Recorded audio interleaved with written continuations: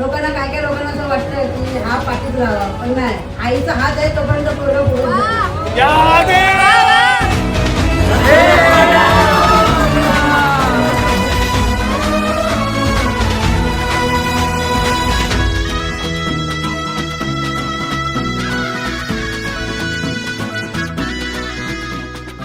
मला वाटलं पण होतं या सगळ्या गोष्टी पूर्ण होत, पण त्या पूर्ण केल्या माझ्या नवऱ्याने.